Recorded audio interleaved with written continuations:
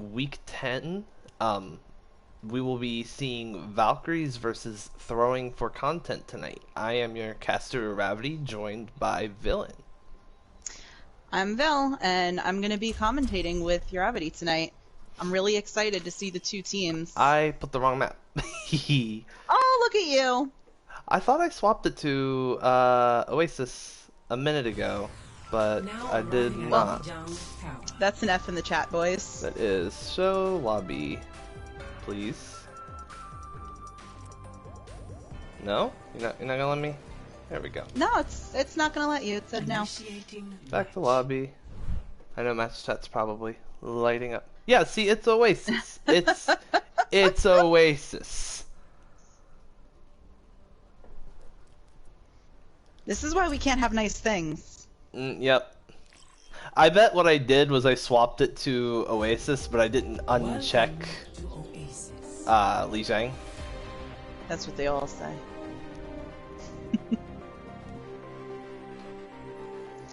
So, what are you hoping to see from each of the teams tonight? I'm really a big fan of some Brawl comp. Yeah, Brawl comp, I mean, we're on University of Oasis, which is really favorable for the Brawl comp. I would love to see Valkyries, maybe try and change it up a little bit, though. So, like, I think you can, if you coordinate it well enough, you could probably run a dive on pretty much all of Oasis, and that could be a serious curveball for Throwing for Content to have to get used to. Ready for battle. Does look like we're gonna see brawl on both sides for the most part, with Throwing for Content bringing out the Rein Zarya, Torb McCree, Lucio, and Bap, and then on the side of I'm Valkyries. just hoping that Torb is actually going to be in play. I think it will be. Torb is actually like low-key a good hero within Brawl, so I think you can build around it. Then on the side of Valkyries, you're gonna see the Rein Sig variant of Brawl with McCree, Reaper, Lucio, and Brigitte. So they've actually opted for some pretty different customizations on their own Brawl looks. We see Valkyries going with a long rotation already in the spawn side of Throwing for Content. A nice fire strike from Prophetic though. Gets Antipo. A nice immortality field to help Prophetic get out, hopefully. We see Valkyries having a hard time standing their ground, having to pull back a little bit, maybe thinking about taking a different angle. Their McCree is off-angling right now, getting shots onto Throwing for Content, but now Throwing for Content are going to start pushing in. They realize they're down technically too because of that flanking McCree, and they're just going to clean up now. Oh, and they're just pushing them back to spawn. They are saying, get off our points. I think that is the advantage of Throwing for Content's composition a little bit right there. They're producing a little bit more healing than the Lucio Brig is, as well as Zarya is outputting more damage once she's charged up than the Sig is. She does a little bit more for protecting her Reinhardt. Well, that Bap already has his garage door up and ready. He is definitely popping out. There it is. Enough healing for that team. A huge shatter, dropping 3. Huge shatter. Nice response beat. Link gonna drop the Deadeye, not gonna find anything. An attempt at a pin on the Prophetic doesn't go through, and Throwing for Content still out here. They've got quite a few members of Valkyries weak. We see Glacier fall now, Professor Oak too, and Prof is just going all in, all the way up to the spawn door. They're gonna lose Prophetic because of it. They use Deadeye, doesn't get any return on it. But now, Throwing for Content down their main tank. Shatter comes out, doesn't find anything. I think got blocked by the bubble.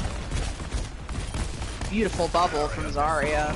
They break the Torb turret. Prophetic is back. Ult's coming out from Throwing for Content now. Legit's able to find Pookie in the small room.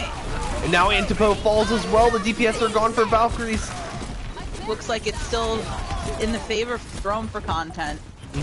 And this is dangerous territory for Valkyries. This is very dangerous territory. This is get on the point and try and do what you can. This isn't even a last fight territory. This is a survival territory. All they have to touch right now is McCree. If Pookie dies, Pookie got grabbed. Oh, is that the C9 grab? It is.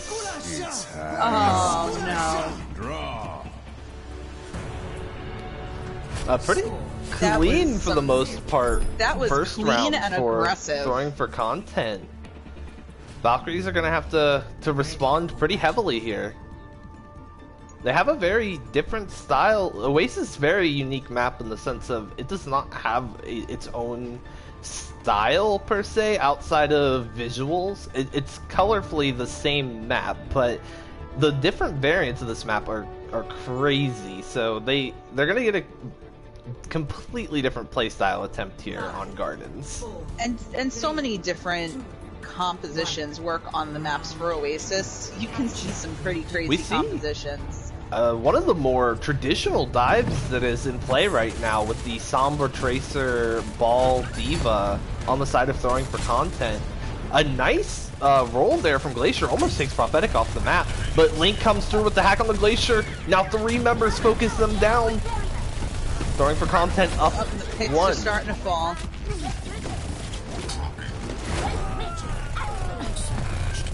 They are just aggressively going after each individual person, just ganging up on them. Pretty surgical dive right there, honestly. It was actually interesting. They split into 2 groups. The Tracer Ball and the Sombra all stuck together for the first half of that fight. When they got the pick onto the Wrecking Ball Glacier, that was, they converged on point and almost created a sort of pincer attack on Valkyries. Alright, and Legit's going behind, trying to get off the pick of the Tracer. Glacier managed to get an early hook on the Link. That'll allow them to play pretty safely now that the hack is no longer in play. D-Mech on the Filthy Reindeer. A Pulse Bomb stick comes through, but it doesn't actually find a kill. Instead, Legit's falls. A nice set of mines there. It looks like they might actually be able to take this.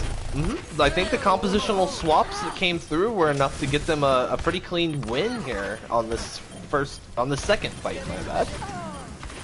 Nice hook again. Glacier seems to be really at home on this Roadhog. Gonna get a touch from Legits here. Going for content, just trying to stall for time. Get 52% on the board. That's half the objective right there. I'm interested to see how they push up on them. That was a really good pick, though, on the Tracer. It's a fly out of the back line for them. We see Link with the EMP Invis coming up from the back line here. Maybe trying to do something with an EMP play. They don't really have any ults to combo with it. You know, it's actually though, quite interesting. I feel like Pookie might be able to stun out from that EMP. I think they could. It doesn't go through, though. The EMP is out, finds 4. But they don't However, get doesn't Pookie. find Pookie, and actually Pookie finds a kill with that Deadeye. He gets a pick on the Torb. Not bad, not bad. I think Glacier's controller may have died. There they go. They're playing again. I think so too, but it seems like they're back at it. Their team kept them up. Impressive. They are making it very difficult for them to get on that point. If nothing else, Glacier's in trouble though, getting hacked out of that huff. Valkyries are making this fight last forever. They've already passed throwing for content for the cost of 1 fight in percentage on point. They've essentially put throwing for content in an area where they're going to get 1 more quality fight now. Where they have and they've to only go got 1 ult to make it stall. happen. Meanwhile, Valkyries have banked 4 ults, and they will build the other 2 during this next fight, for sure. Nice seat there on the Fire Strike from Prophetic, not allowing him to get any Earth Shatter charge. Prophetic pushing in, the wall, able to cut off a little bit of the support, but not all of it. But the wall was a little funky, but you know what? That bomb is big. It still worked. That is a huge pick. Prophetic pushing in. Here comes the beat, the only ult that Throwing for Content had going into this fight. However, Legit has built up a Molten Core, which is being invested now. 3 people in that Blizzard, though, gonna make it really hard for Throwing for Content to come back from that. Filthy Reindeer stunned up, taken out. All that's left on point now is Big O the Lucio's trying for the stall. He can't quite do it. Mr. Link is back, but not quite able to find any picks, and that'll be Valkyries taking round 2, keeping their Oasis hopes alive. With a pretty interesting counter dive play there against Throwing for Content. That is a very interesting counter dive. That was actually a treat to watch. That was, yeah, I wanted to make a comment on that when they did it. It slipped my mind that they saw them come out on dive and was like, okay, instead of trying our own dive, why don't we just pick the counter to every single one of their heroes and see how that goes? And it does look like they are making some switches now on the side of throwing for content. They want to go back to that over brawl. to the Reaper. The brawl worked pretty well for them on map 1. I do believe they 100%ed to nothing? No. Valkyries did win one fight, I believe, on the first round.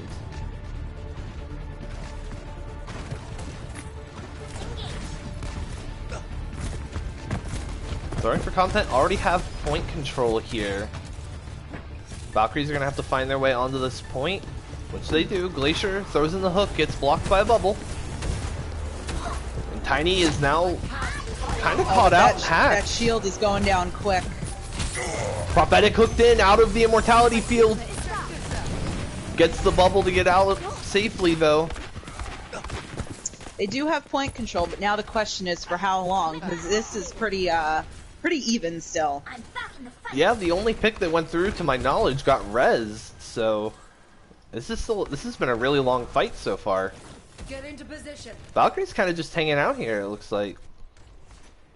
Starting to rotate, coming in onto the point, Tiny leading this charge. Glacier going in, they've used Coalescence. Glacier not able to find anything with a hook. Not able to find anything with the hook, but the Coalescence is keeping their team pretty well up. Huge shatter, finding beautiful 3. Shatter from Prof. Tiny getting demeched here with the window from Buttweiser. It looks like, yeah, I think throwing for content are going to be able to wrap this fight up. Yeah, I think throwing for content is definitely going to keep this point going from here. I think that Ann should maybe switch off of the May. Like, he is so close to Love to see how this little brawl right here goes. Glacier keeping themselves alive. Yeah, this is a long The Valkyries brawl. kept them pretty healed up here, but now Ravioli gets knocked out and the DMEC goes through on the Tiny. That'll be it for Valkyries. And after all of that, just one fight, it seems like throwing for content have already racked up 64% of their objective. They've racked up 64%, but the ultimates coming in are actually fairly even. Valkyrie is going to have all but one ult very soon. Glacier falls really early in this fight. They're going to have to get one more regroup here and go in on their last fight. The unfortunate part of, well, I shouldn't even say unfortunate because this is actually awesome for throwing content. They have that EMP. They can pretty much get rid of most of those ults that way. Pookie takes out the Lucio going in. Evens this up. They'll have their Roadhog back before that Lucio gets back. EMP coming out, finds 3, and Antipo already falls. That was their Blizzard. Prophetic finding a charge kill. Now the Shatter goes out, finds 3. Awesome There's the Blizzard from Antipo. They got rezzed up. It may not have anything in it, but it's buying them space on the point. It's forced throwing for content to fully rotate. Prophetic charges in, doesn't find anything. Can they execute on that? Not quite. Antipo's been forced into their ice block. Oh, that Big O and Glacier have just been having this little fight in the back of the point. Tiny throws out their bomb. Not gonna find anything with it. Big O actually prevents them from remeching. The grab coming out here from Filthy Reindeer might have just sealed this map up for throwing for content. It did indeed. Does. Throwing for content will take Oasis. That was actually super awesome to watch. Mm-hmm.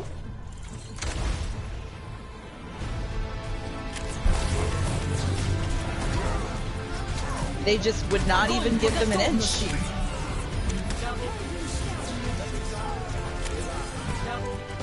Pretty good opening match here so far.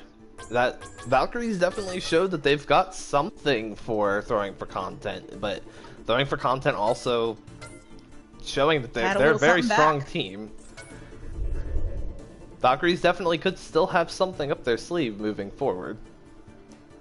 We'll just have to see if throwing for content can keep handling it like they have been.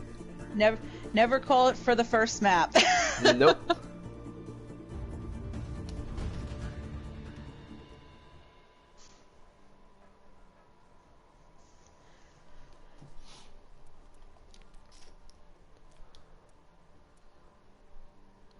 So it's like we got to see a little bit of everything going tonight. We got to see some brawl, we got to see some dive. I was actually really invested in that Sombra. yeah. Link Sombra was actually really nice.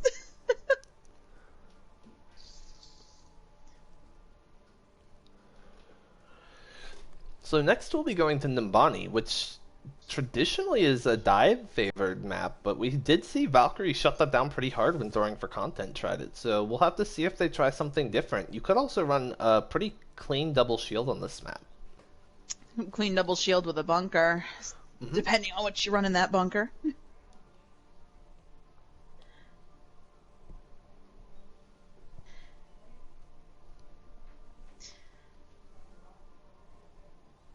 Just waiting on the swaps to go through. Alright, waiting on the swaps and then they're ready. Chat's talking to you, Uravity. They want you to say some stuff. What do they want me to say? I had been looking away from chat. It's Sean, so you should know. Oh my goodness. Howdy, Sean. Well, I mean, you should oblige. Howdy.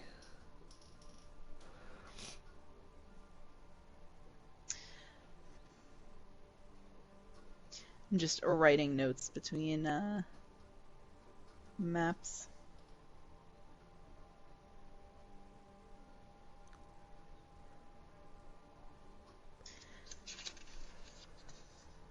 Howdy, howdy, howdy.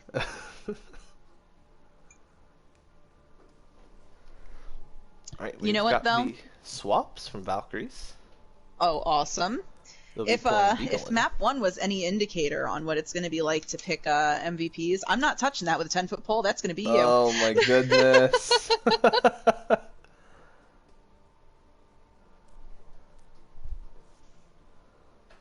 I don't think I don't think Valkyries want to go in with 5-man. No, I don't think they would like to do that either.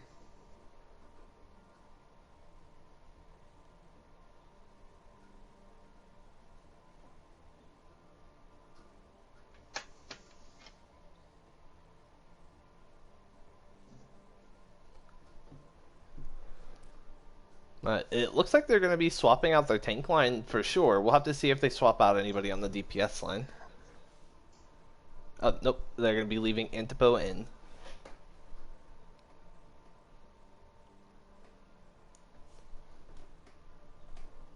On the side of Throwing for Content, we'll be seeing Ill Weakness come in for Legit's Hammer, and Lee Ratty come in for Big O Tekino. Let's go.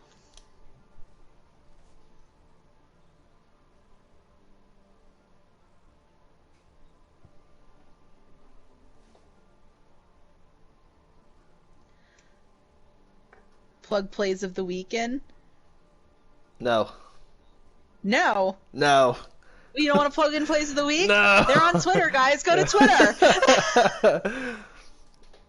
Go to Overwatch Oasis Twitter. Go look at the plays of the week. Just because Sean's specifically asking for the plug, no. No, Sean. You'll be mean to Sean. I will not. Yeah.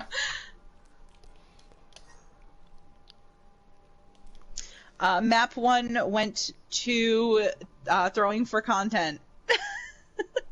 Yep. And it went all three rounds, if only I could speak. That's a mood.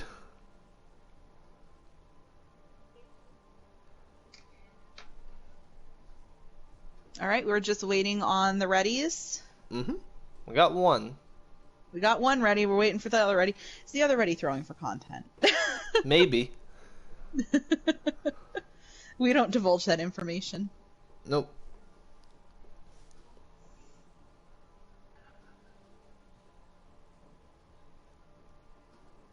But are they, at this point, are they really Throwing for Content, since they did win Map 1? Yeah, I really don't think throwing. they throw for content. I think don't their think they name is do false either. advertisement, honestly. It is definitely false advertising. I'm start looking into suing, honestly.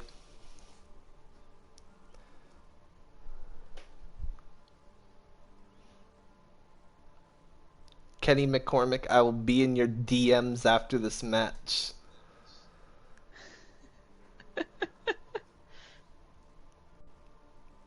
You demand retribution for that? Yes.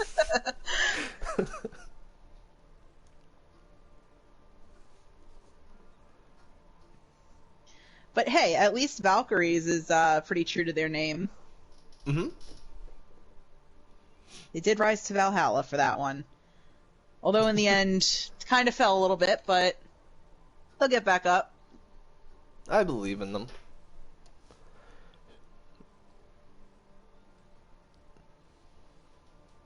You think Valk will take this? Well, let's see if Valk will take this map. I'm curious because it was pretty even on Oasis, but some teams just do much better on certain map types over other teams. That is true. Some teams 2 CP is the worst thing in the world for them, and they're amazing on every other map, and some teams just can't handle a payload because they're all Widow. I've been in like all of those situations. Where everybody just becomes Widowmaker and Genji and nobody is on the payload. Yeah. I mean, more people should be on the payload. It heals you. That is true. Payload, low-key, best healer in the game.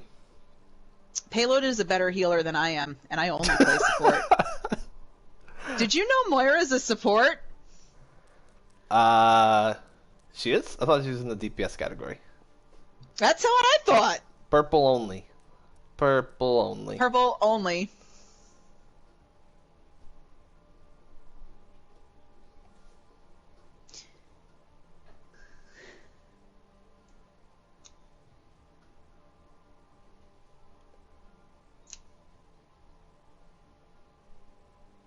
Alright, friends, where are our readies? Let's get this on! Wait, did Prof give me... Did he give you the right? Oh, he did, but he typed it really weird. Well, we're gonna blame Prof for that. Yeah. And you're Rhapsody. Hey! Come on!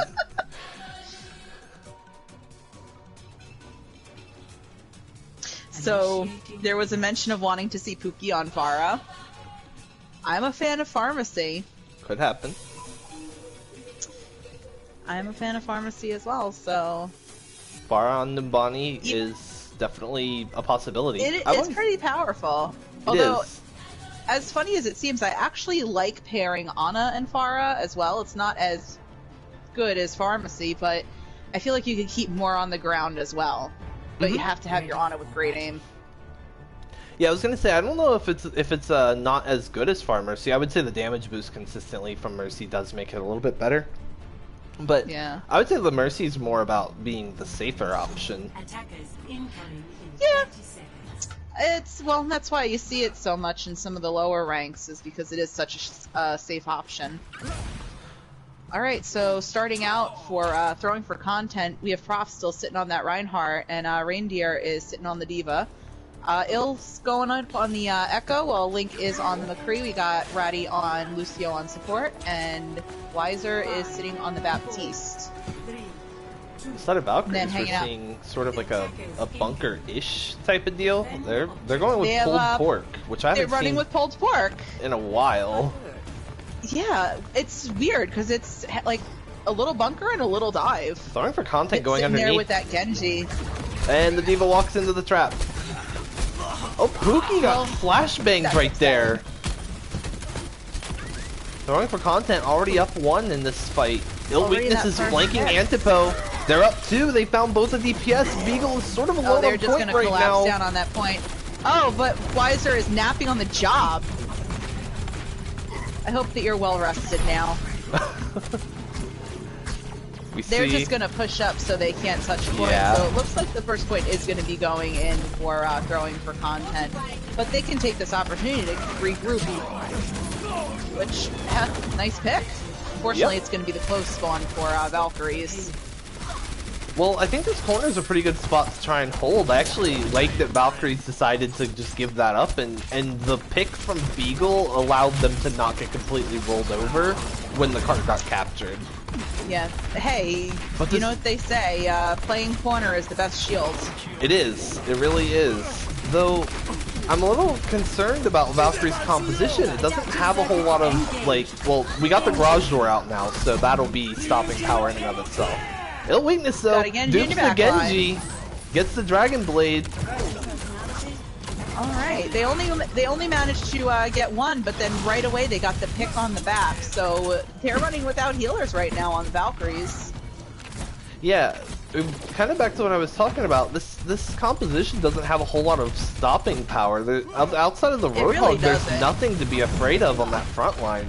Junkrat's not really safe. Overwatch has become a game of who can CC more. Yeah. As of late. Oh, here comes that Genji Blade. Nano Blade shuts down. McCree. Yeah. Oh, that was a nice going ham. That was a nice dash reset up into the sky to get Buttweiser, who had used their passive. That is going to send throwing for content back. Beagle sent Filthy Reindeer off the map. They took that baby diva all the way from the cart over to that ledge way over there by the spawn for A.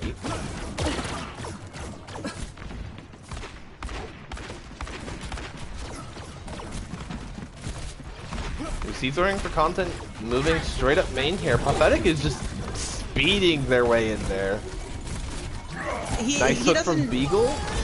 He's just gonna hold R2 as he's running through. Like, no ifs, ands, or buts. Immortality field taken out. No shield though. Huge shatter. Finding 3. Prophetic is nice charge onto Hunter. No shield is up though. That'll be the last 2 members. That's gonna be point for them. Pookie's trying to get out here, but I don't know if they're gonna make it happen. Yeah. Oh, there goes that Echo beam. Goodbye, Pookie.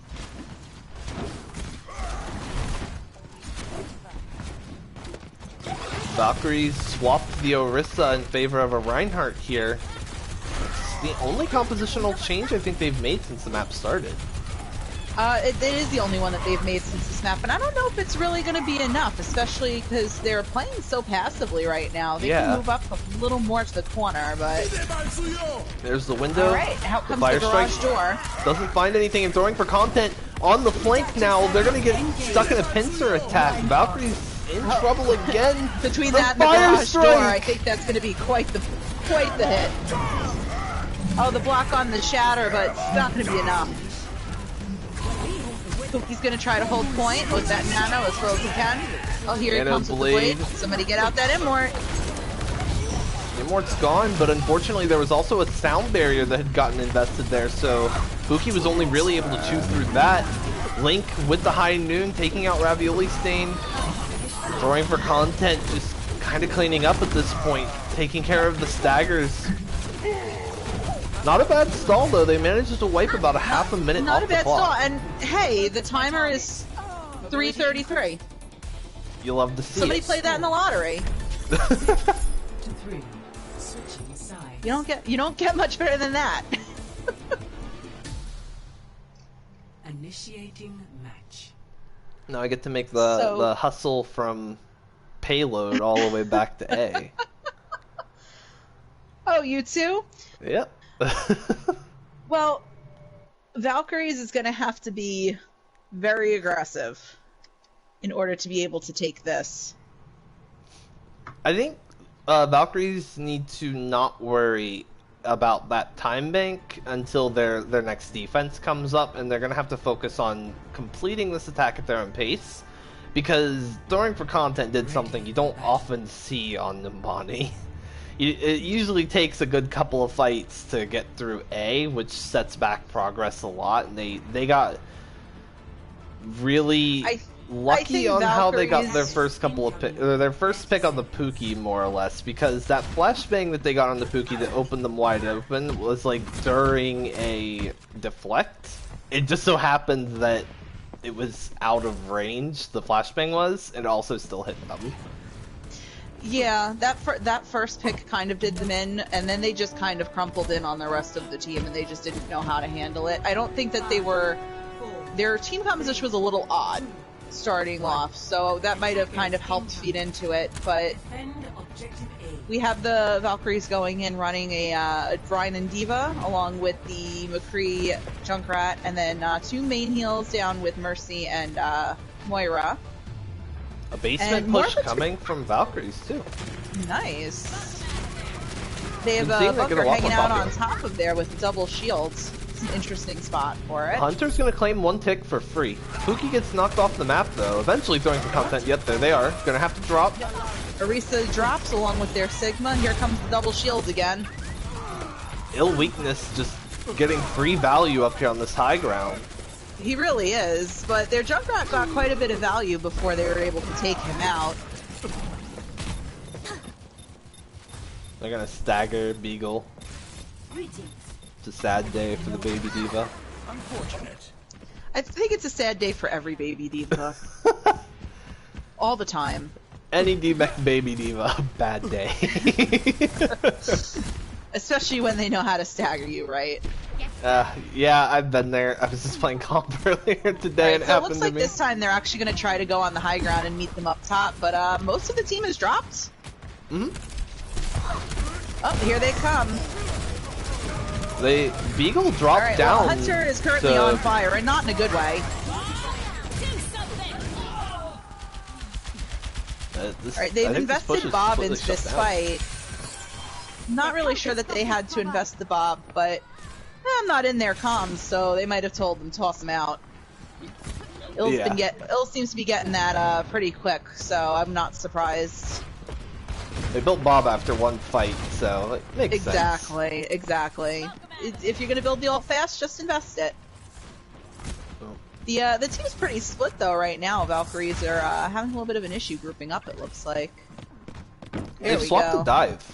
Or at least their tank line has. Let's see if the dive actually helps them get that Ashe down from there and they can switch in a little bit more. Window gets popped. Hunter's gonna get melted by that window.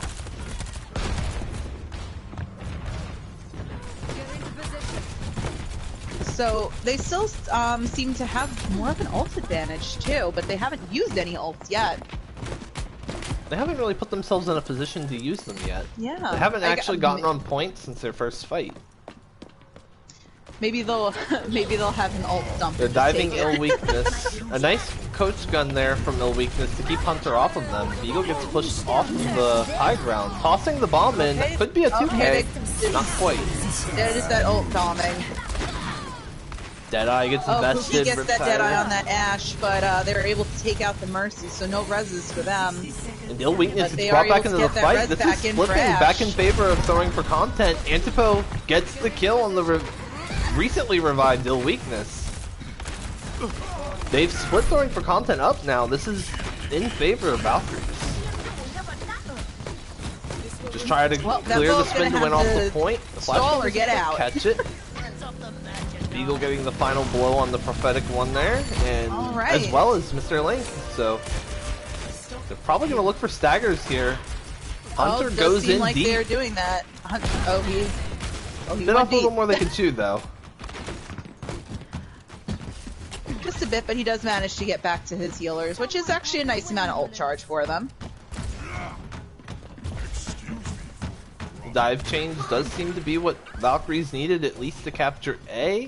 Not seeing a whole lot of swap, actually no swaps in response to this compositional shift on the side of throwing for content.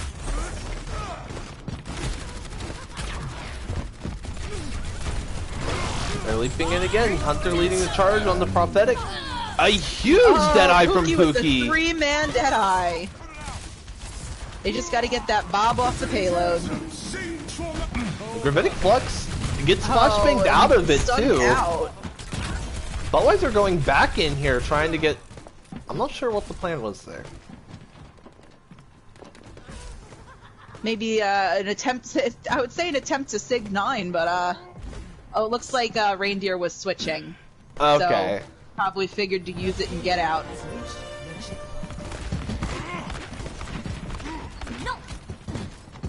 Valkyries cannot beat the time bank of throwing for content, but they can still set a pretty decent one of their own.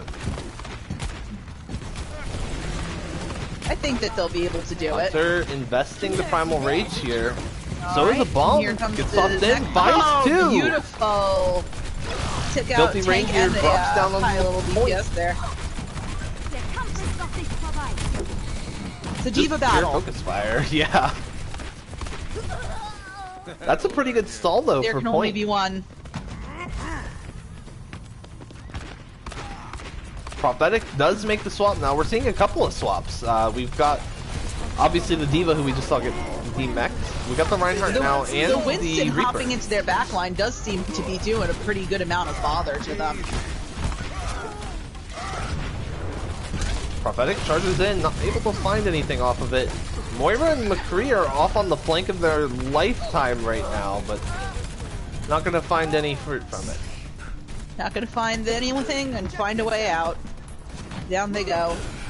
Throwing for Alright, content has Hunter- stabilized. And Hunter has switched over to the Rhine off the Winston, probably to deal a little bit better with that Reaper over there.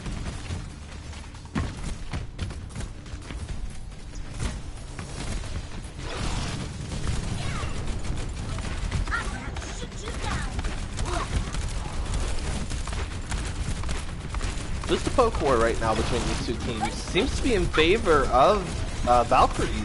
Prophetic forced off their corner. Forced They've off the high ground swapped too. off their dive for the Reinhardt on the side of from Hunter. Deadeye coming out. Mr. Link not quite used it Oh, yet. double dead eyes.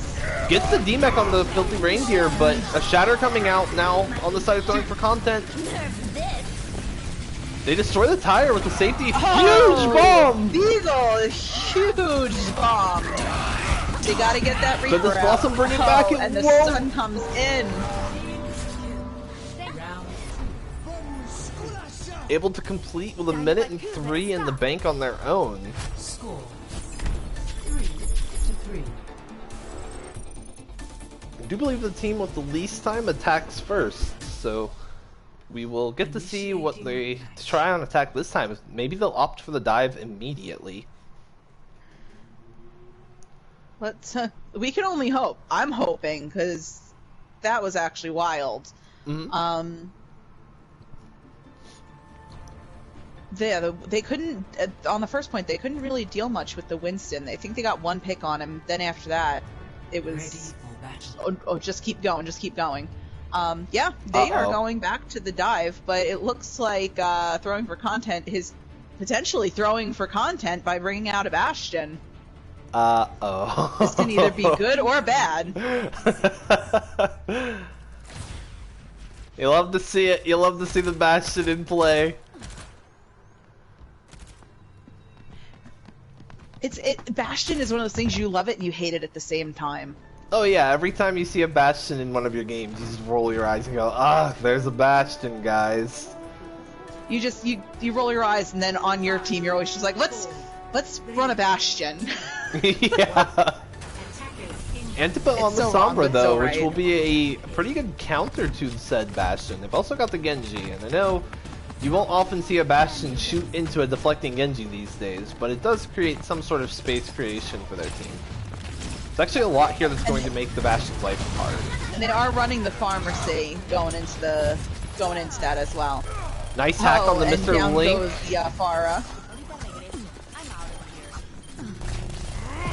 They just straight up Oh, dived the Pookie's got- Pharah, but they haven't been able to deal with the high ground threat with the Bastion and the general bunker up there, so they're going to be forced to get Pookie out. seems to have been dealing with it until they tossed out that Immort, and then Pookie went down. Pookie almost has their own Dragon Blade. Hunter swaps off the Winston in favor of a Wrecking Ball. I don't dislike this change. I'm going to assume that this change was made mostly to touch point very quickly and get back out. I would have to agree with that. They have their touch. Oh, and Pookie with the here they blade. come. Oh, get that Mercy before she reses. Oh, and The Mercy's hacked. Mercy is hacked, but they don't seem to be taking out that Mercy. Alright, they did capture the point though. That's an awesome start. Overtime respawns coming through. The Orisa's actually all the way back at C. Going for content. Oh, they're also down there BAP, who also got a C spawn. So going for content effectively content 4 is actually people. going to have to give up a pretty decent amount of space in order to get a full regroup. And it does look like Valkyries is taking advantage of that. They're probably going to hold the corner Their of the balls bus already hopping here. in. Valkyries do definitely, they're not taking as much advantage of the situation with this dive composition because they're kind of afraid to get off point. A nice focus there with Beagle. That is great. The barrage is out of play. On that, Orisa. Orisa down to half, now out of the fight. Lee Ratty with the res on the Mr. Link. Will the barrage come up big? The barrage comes up semi-big. They take out Pookie. They need more. They need more. They need to take out that Mirth. Still hanging Here out comes the back the there. Gravitic Flux. Able to stay on point though. Nice hack on the Prophetic one.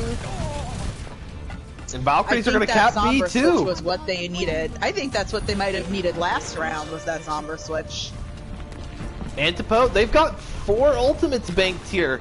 They have another team fight win up in their bank right now. OwO Weakness has switched over to the Sombra of their own. The team comps are fairly mirroring. For the DPS complete mirror. Not even. Not even, but that is still a really great pick. They are just taking as much space as possible. Blistering pace here during their overtime round.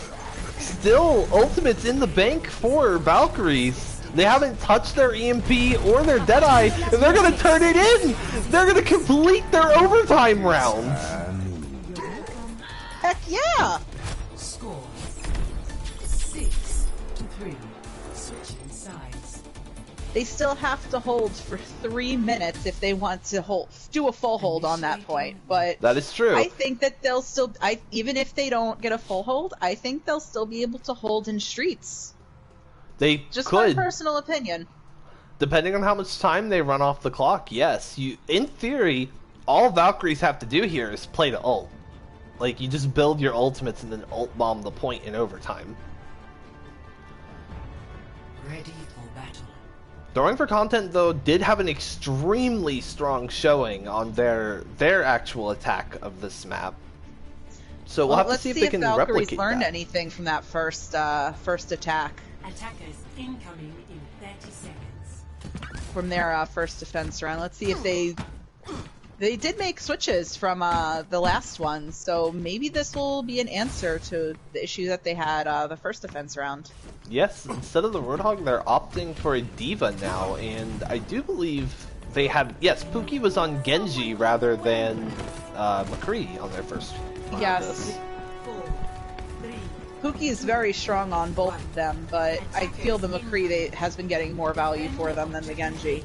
Although that blade was really nice. Yeah, I was going to say that last round they single-handedly broke open that defense on the Genji. They've just been putting out a really good performance on both.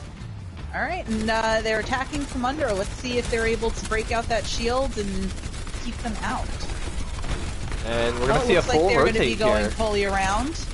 However, Ravioli staying with a pick on the Buttweiser pretty early there, and no mercy in play to bring that back. It looks like they're actually going to wait to get their Baptiste back. Yeah, they're not even going to attempt to take this fight. This is just free time off the clock if you're Valkyries. Echo did, yes, Echo is still on the flank. Echo is still going behind. Not sure what the attempt throwing for content, what their move I'm here not sure is. either. Maybe they actually are throwing for content. Mortality field used. Alright. Echo in the back now Wow. making their move. Tried to get an instant Make pick their move, there. but it didn't really get too much there. Yeah, I think Maybe they were just banking an on ult those. charge for the Mercy. I think they were trying to get a sticky grenade kill right there. Yeah, it looked like it, but they got mostly the shields. Yeah. Prophetic gets on point now. I think they were maybe worried about the Bastion being in play. Now that they've realized there's no massive shield break on the point, they're just going to try and tough this one out. But Beagle not letting them get any progress. They're going to get the DMEC on the Beagle though. Beagle now playing it safe, not on point. Hunter's gonna drop down now, and Prophetic falls to Antipo. Getting the pocket from Professor Oak now. Throwing for content, still on point here. Beagle got their mecha back, pushes into Mr. Link. Gets loses the mecha again. Oh, that's... I think Beagle's... No, not resetting. Not resetting for a new mecha. That's going to make this next fight relatively rough for them. The Devo is doing a really good job of denying the Echo, like, presence up on this high ground. Also, there's nothing to eat Mr. Link's Deadeye. Which is coming right out now. And finds Ravioli Stain. Stain. Pick on the Ravioli Stain. The Garage Door's still up. Pookie gonna use a Deadeye of their own. Can they get rid of the Immortality Field? There it goes! And it finds 5! Damn! Pookie just single-handedly broke through that once again. 1 minute left on the clock for throwing for content to take point A and then clear the rest of the map. They do, and they still have ult in their ult bank, Valkyries. They still have self-destruct, they still have Tire, and they still have Valkyrie.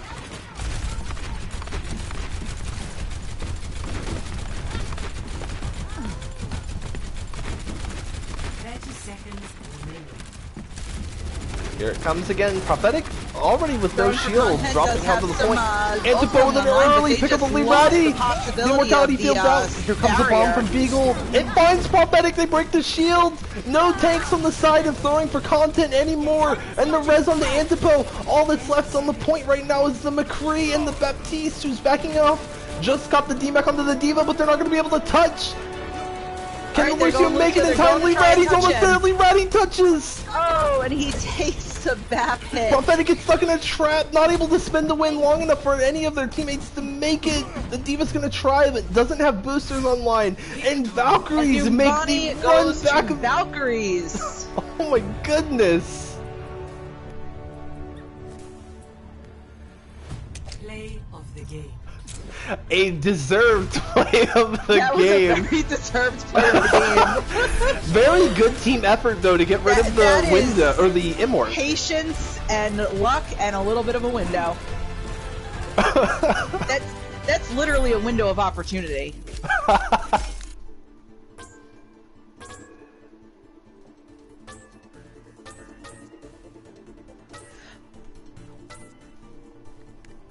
Pookie diff though. Oh yes. As the chat is saying. Yeah.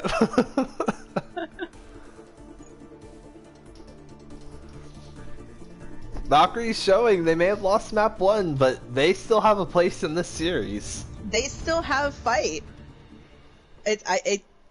I would love if we went to a map 5. Like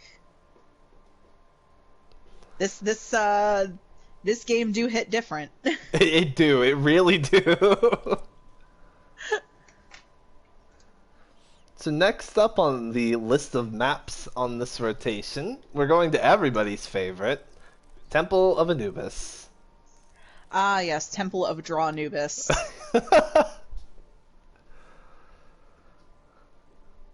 You can't get mad if it's true. Yeah, I want to say during the Stardust Crusaders game, we almost had a draw on this map. I think we had 2 extra rounds of overtime on it.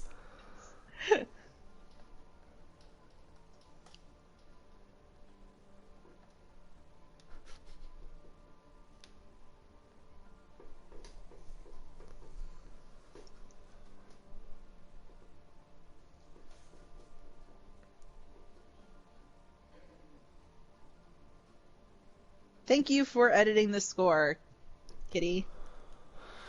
Allow me to swap the sides. Let's swap the sides. Let's get into any swaps, and let's get to this map. That is a draw all the time. No, I don't want this to be a draw because I want to see this go to a map 5. Yeah. Both teams are playing so well, and both teams are just insanely aggressive when they get that one tiny little window of opportunity, and they just completely run with it, and it's great to watch.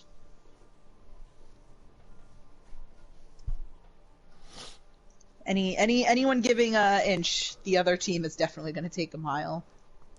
Yes, we have definitely seen that, especially with that crazy 1 minute overtime Valkyries had. And it looked like it was like, oh, well, that's an upsetting amount of overtime that they're going to have to get into, having only 1 minute to get everything. But they did it. They did.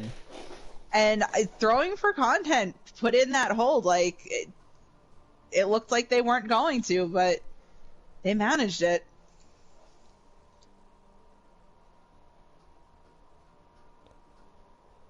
I'm wondering if we're going to see more bunker on Anubis, because a lot of teams, I feel like, lately have been trying out these bunker comps for this map.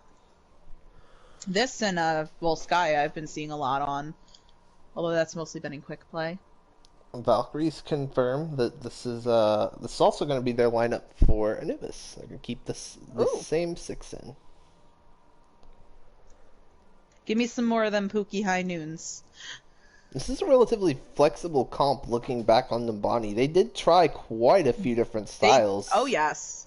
All of their players have been really flexible. I mean, even like Antipo, when they were in on Oasis, they played like May and everything as well. It wasn't just, this is what I'm going to play, and this is all I know how to play. And then even the supports, Bap, Lucio, Mercy's, Moira's, I'm down with that. And the tanks have been switching as they need to switch. There's just so many times where you have players that they don't want to switch because they only want to play Reinhardt, or they only want to play Winston, or they think, okay, well, it's not me, it's our other tank, so they can switch. And then it really wasn't the other tank. So the fact that they are looking at their compositions and they're saying, okay, what can we switch? And then they're just doing it. It helps them so much. But that's also what helps throwing for content on map 1, is they looked at it and said, okay, well, what can we switch out? What's the problem? And they switched out immediately. So both teams are switching as they need to, which is putting on a great show. So, in for Link, and I don't know if that's Gary or Jerry, but they're coming in for Lee. I'm gonna say it's Jerry. Dang it, Jerry. So, legits, do you think they might show us some hammer kills as Torb? Because they are legit's hammer. I would love to see it. It is throwing for content. Give us the content. Give us the content. I will give you $1 for that content. I will PayPal you $1 per hammer kill.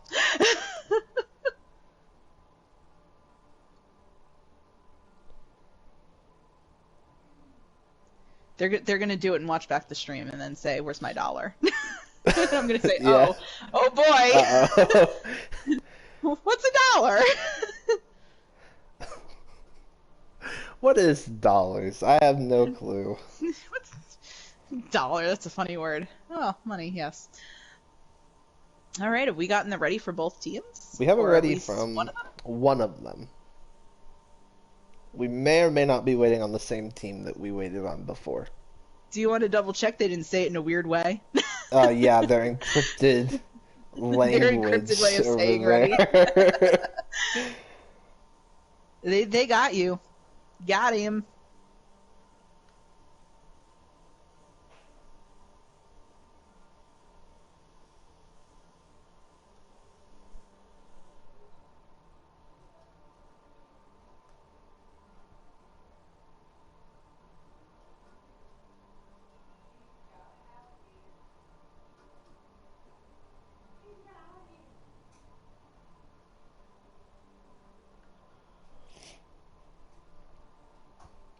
So we have issued the 2-minute warning.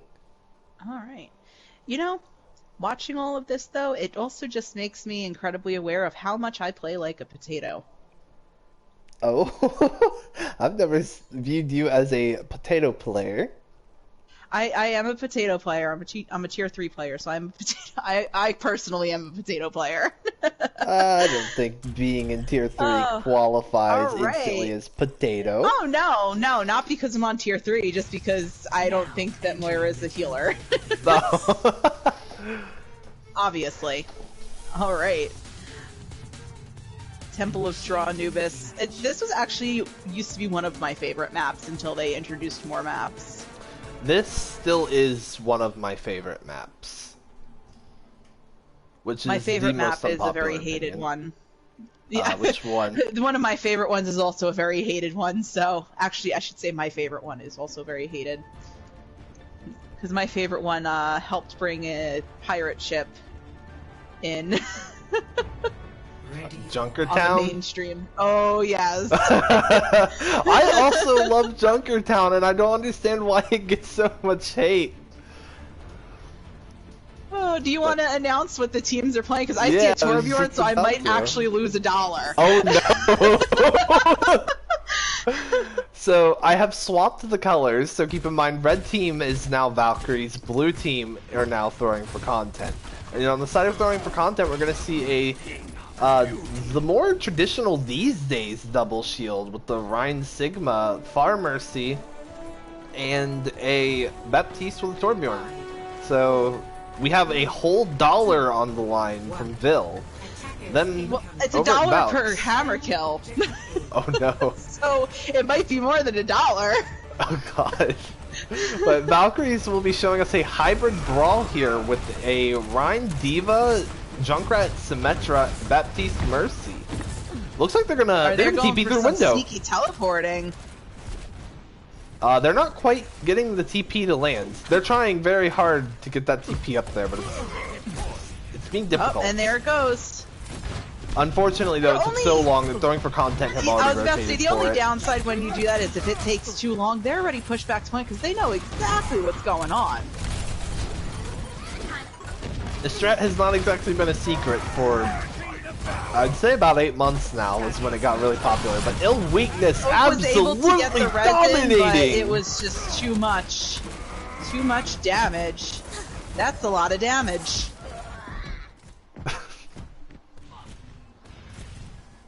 The high ground.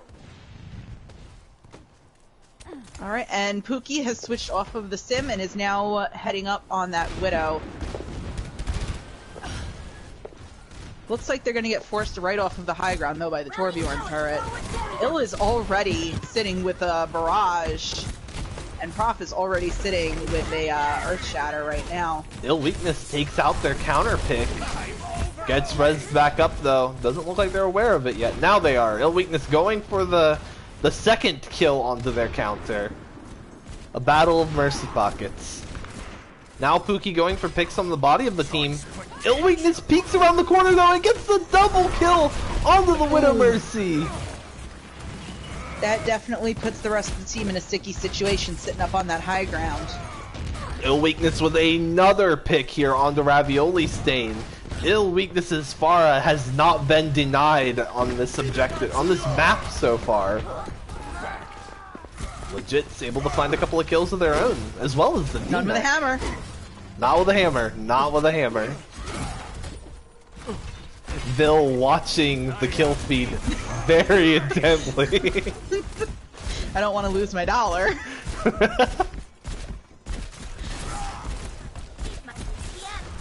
We have Valkyries going for just a run-up, maybe main. Nope, here comes the barrage. It finds Antipo. Well, Pookie did switch over to the McCree, so hopefully that'll help a little bit more with that Pharah than the Widow was. It seems like they were getting picked too easily with that Widow. Shatter comes down. Oh, the return Shatter from Prophetic. Huge.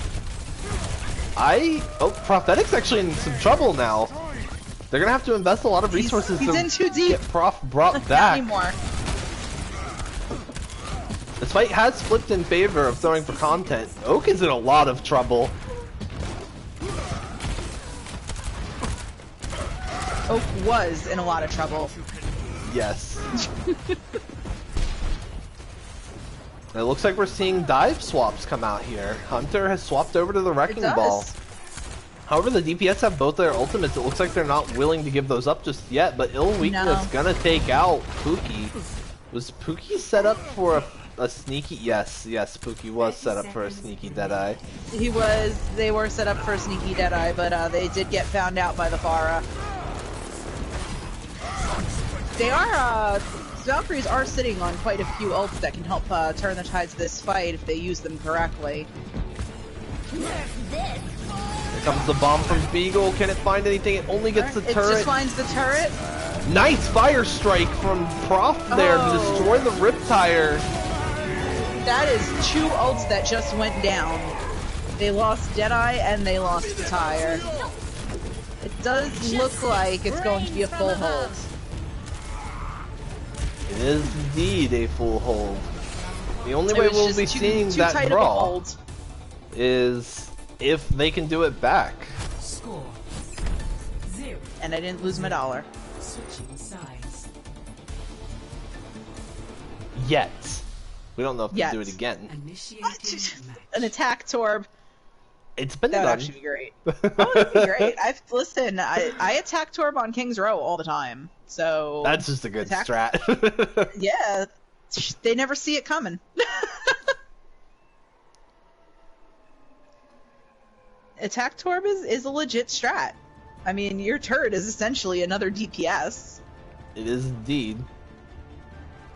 Just a mini Bob. It's low budget for content Bob. Says no to the L, but yes to the content. But it's not true to their name. You gotta throw for the content. You have to throw for the content. Exactly. You have to pretend that you're Sleepy and Frogger. You have to throw for the content. Get to punch in buckets. It is Anubis. There are plenty of buckets to be punched. So we're gonna see the Pharmacy from Pookie this time.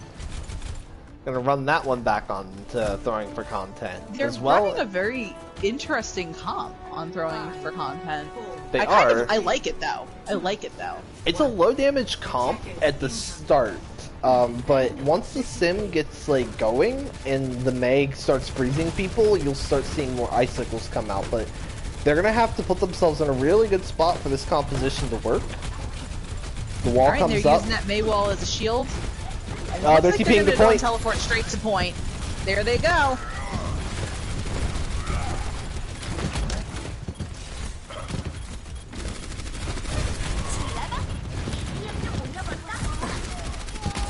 But Pookie's pushing them back into the stairwell where they don't want to be against the Pharah. Already found 1 kill, and a res comes through onto the only pick throwing for content's gotten. Prophetic charges off the point, but they're able to chase Prophetic back down. Filthy Reindeer stuck here alone on the point. Oh, and legit was just having to hang out on the corner after that ice block. Let's see if they make any switches or if they're going to try again. Alright, Ill Weakness switches over to the McCree, and they switch over to the Tor! Yes! Bill's wallet has become in danger once again.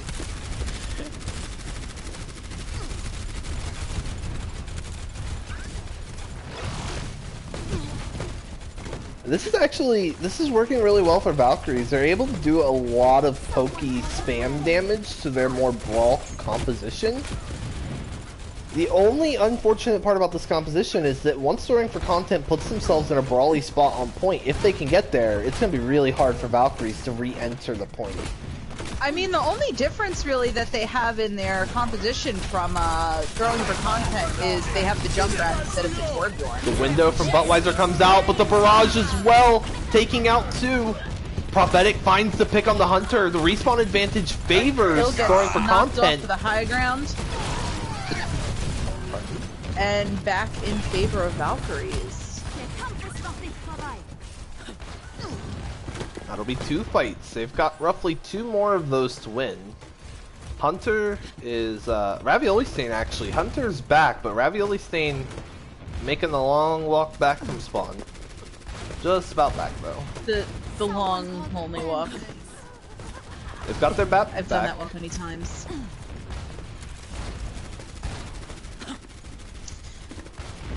They do keep speeding up to the same area. I think their composition sort of requires it because of how they're playing against the sort of poke comp. They can't go through that Junkrat heaven, and they can't just run it up main. So they have to go up here, let their resources recharge, and then drop down on the point and hopefully take the brawl fight. However, this Riptire is going to force the hand of throwing for content. It forced the hand, but it also forced the Lucio back to spawn. They've also used their immortality field. They're only, because of how that cooldown works, they'll only have that online one more time during the regular time.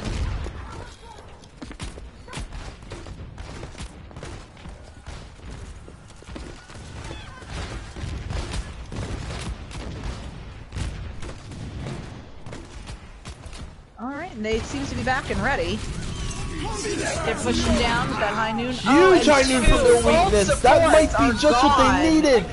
4 members of Valkyries fall! The aggression from throwing for content here is just too much for Valkyries to overcome. Throwing for content. A very strong response after the Nimbani push. That was a very strong response. Let's see if Valkyries has a stronger response on the next map. This was just insane. That ult charged so quickly.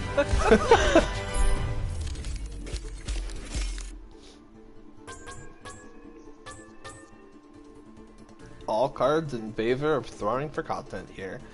46% healing, pretty good. And then the 74% KP from Ill.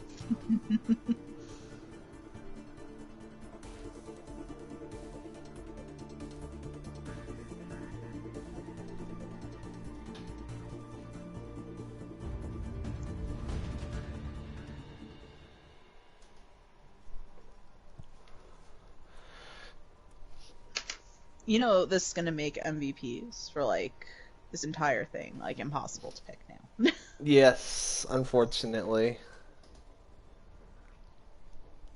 So next up on our fixtures, our map rotation is Route 66. Cowboy heaven. Give us the cowboy. Give us the cow. I will be very happy if I see the full Yeehaw, which is Nash and McCree. I want that. I think that's actually a really good duo, like DPS duo for Route 66. Outside of and just it's the full thematically, Yeehaw. Yeah. The map has really decent sightlines for both of them. It's like a mid to long range map, which suits both of them really well. It's Gibraltar. Oh, it is Gibraltar now. That's right. Fixture says Route 66. I promise. I see all the tags. I see. I see. I see. I see. Well, I see.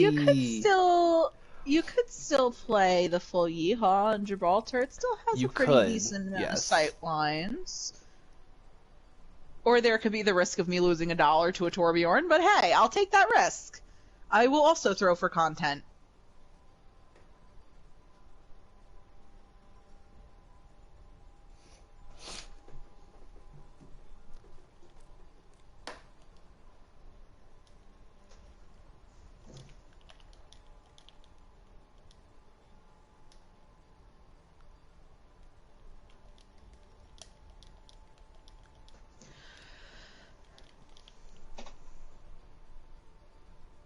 I have to say that last map was actually a very close one. Like, they both just hit it pretty much up to the wire.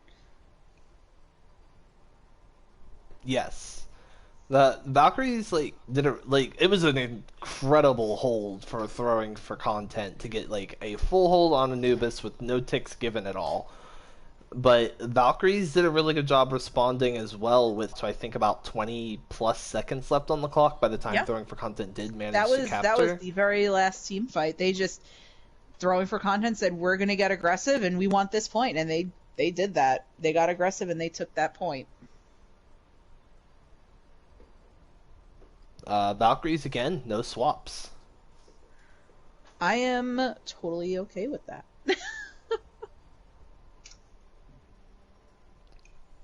I think the lineup that they have right now is actually gelling pretty well. Yeah, I would agree.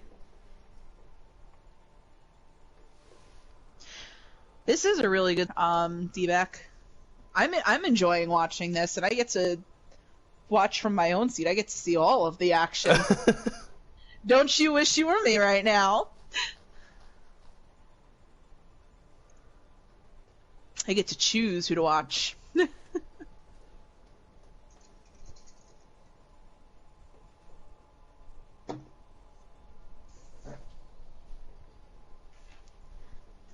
Alright, so, but you know what this means? This means my hopes of us potentially having him at 5 is still alive. Yes.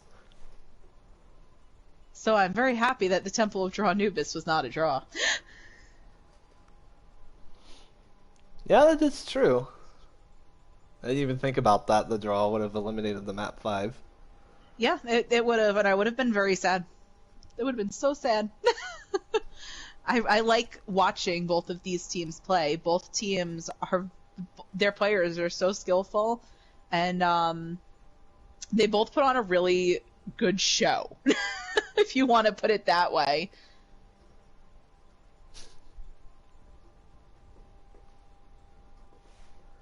Yeah, join the Discord, join the league, have a fun time with us. We have 2 tiers.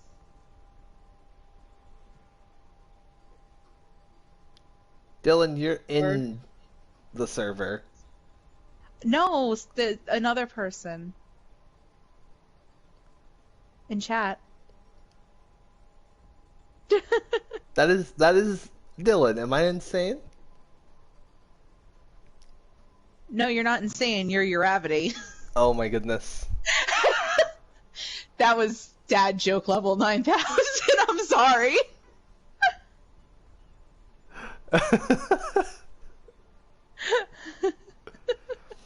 Okay. We got swaps from throwing for content now. Alright. Prof and Filthy staying the tank line. Cthulhu coming in. Oh. For Ill Weakness. Actually, both their DPS line getting pulled out. And Link coming back in for legits. And Lee Rowdy will be coming back in. There goes the possibility of the Torb Hammer. Yep. The dollar is safe. The multiple dollars potential is safe. Well, then we'll see Lee Rowdy coming in for Buttweiser.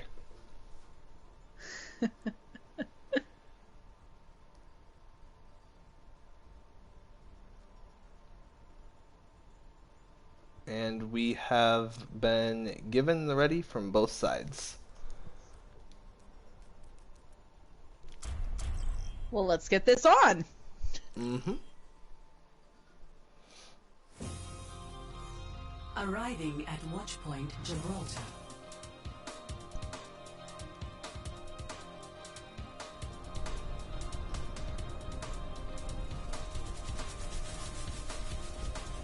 Why does it start us all the way at point C? I don't like that. I don't know, but I saw like immediately Young Cthulhu pick Echo.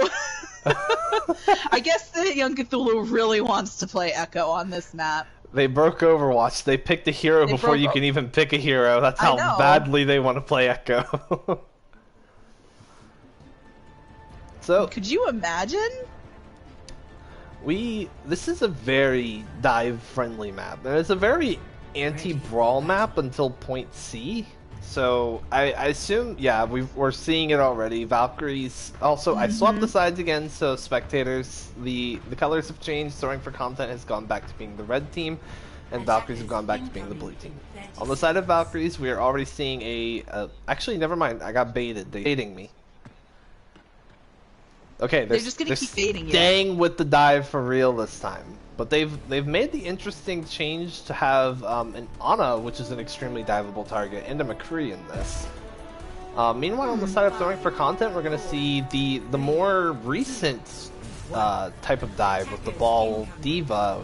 Doomfist instead of Sombra, but the Tracer Mercy Zen. Hunter already forced out of the little room they were holding.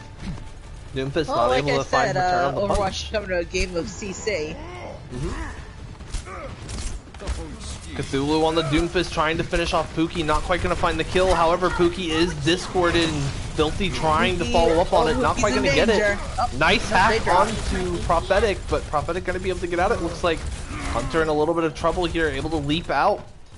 And they've had to give up their high ground now. Throwing for Content have successfully taken this high ground away from Valkyries.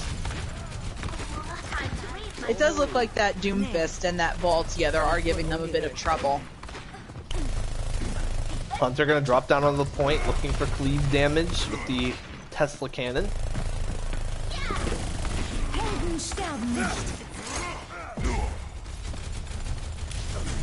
Prophetic hacked and now down. However, Hunter gets discorded.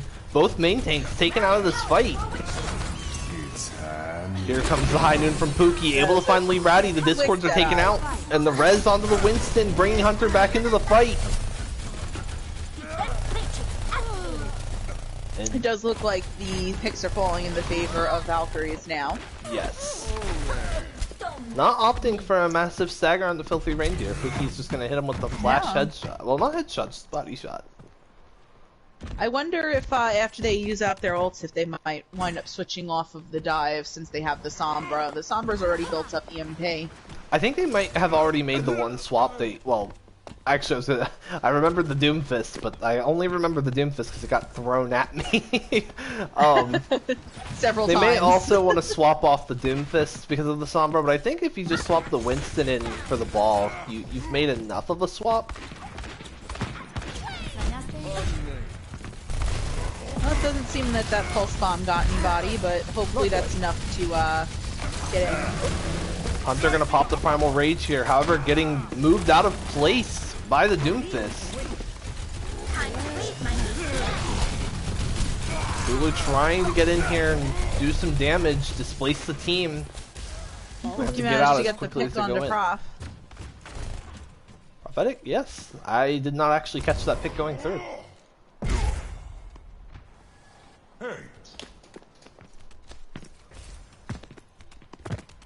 They do seem to be having a much easier time holding back here. They've been able to take back the high ground now in preparation. It almost seems like they do better when they let Throwing for Content have a majority of the high ground and dive them back. Yes, I can definitely agree with that one. Look at that mess going on up there. Yeah. It's a mess that's going to favor Throwing for Content, though. The DMEC and the loss of an Ana. EMP goes through on the three members. EMP, though. Pookie going to try and get the Deadeye. Has to use it on only Young Cthulhu. But you know what? It's actually a good pick, and they managed to get the Diva out as well. Prophetic's going to pop Primal Rage, going after Pookie here. Gets slept, though. Pookie going to be allowed to rejoin this fight on A. And Valkyries now in a position. Cthulhu receiving the nano boost. Going to be very hard to shut down. Takes out Professor Oak. Now Ravioli Sin gets taken down by Link, who's now on the McCree. Just two tanks hanging on the point. Link going crazy on this McCree now. Hunter trying to slow things down with the Primal Rage. Antipo comes back on the Sombra, able to avoid the punch from the Doomfist. However, High Noon used from Link just to secure the point. And they managed to get it in.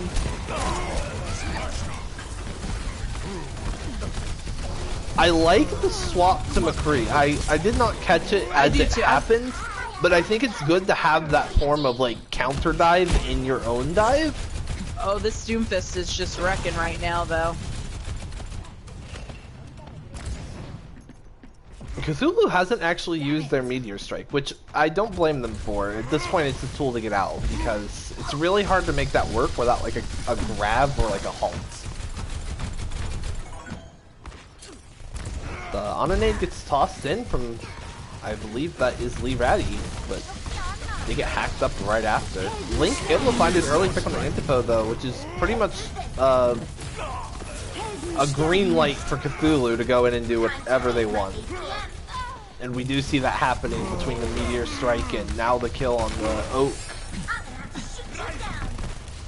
Cthulhu goes up onto the high ground now. Finds the pick on the Ravioli Stain. Link gonna invest High Noon here just to DMX Beagle. Throwing for Content seem to have found their footing. They seem to have found their footing on it, and they seem to be getting super aggressive. Let's see if they can take this super fast like they did with Numane. They get an early pick on the Antipo there from the bad spawns. I will forever say this map needs its point C respawn reworked a little bit. I can agree with you on that one. Both Diva Bombs tossed out at the same time. There can both only of them be get the one! Divas! There can only They both be get one! rezzed! And they both get rezzed!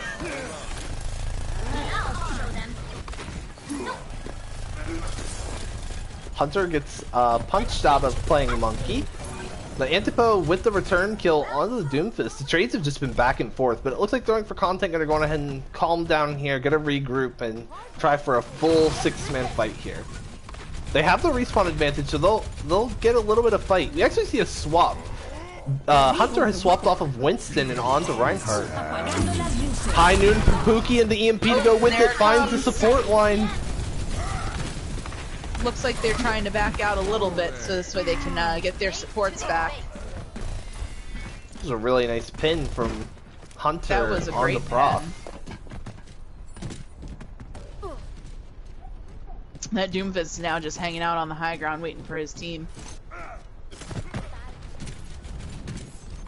Ooh, Pookie's caught out here. The hack on the Doomfist though might allow Pookie to get out. It does. And Pookie got out.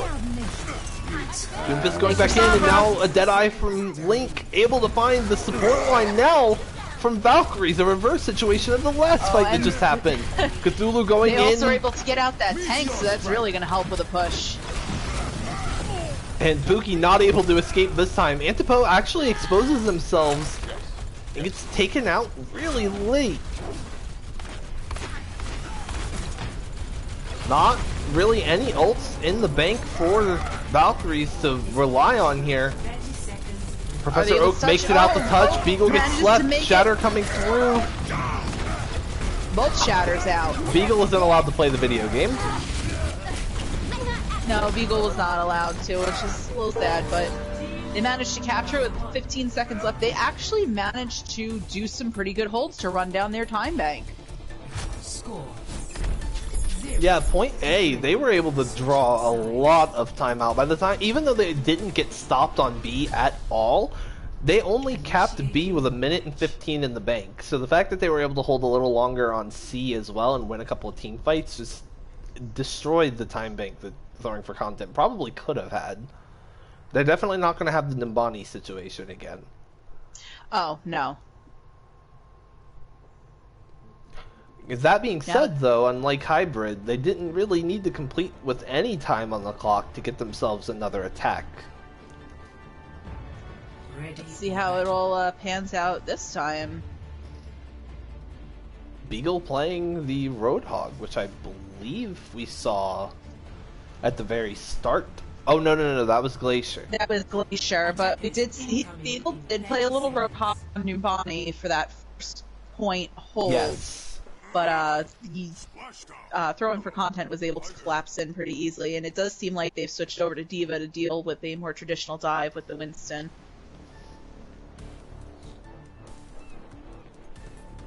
Preemptively, Prophetic not going for the ball dive, probably expecting Antipo to go Sombra again. They've made the correct play in this spawn room war.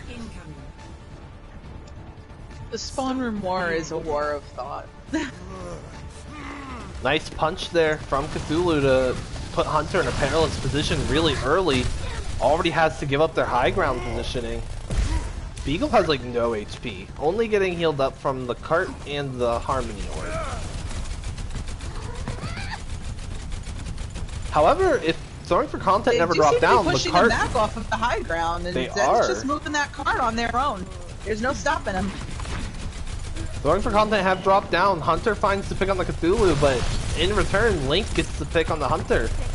Now Throwing for Content getting aggressive, finding the picks. No more move in the cart. Alright, they do have to get out and regroup.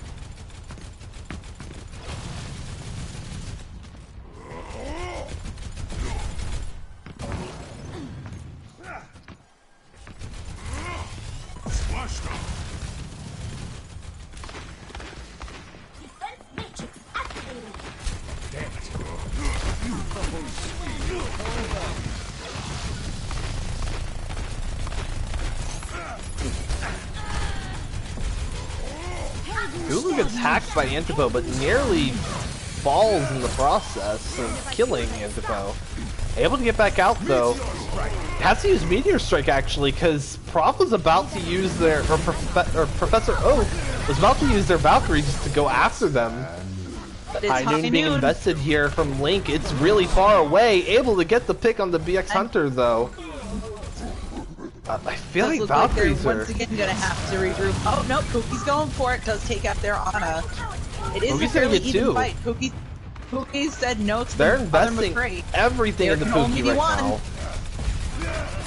Oak has been pocketing Pookie this entire time. Falls finally. A nice hack on the Cthulhu. Cthulhu falls. They did get Pookie before they left though. Lee Ratty getting the res. Finds the res before they die. Can Cthulhu do the damage they need?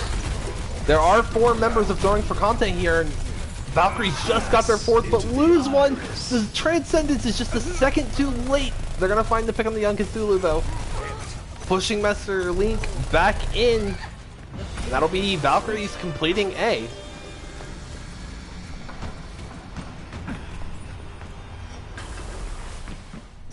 I have to say, I'm actually really loving Ravioli on the Zen right now. Yes. A lot of teams seem to be put off by Zenyatta right now after the nerf. So he's still it's pretty powerful in the right person's hands. And Rav is a dangerous Zenyatta.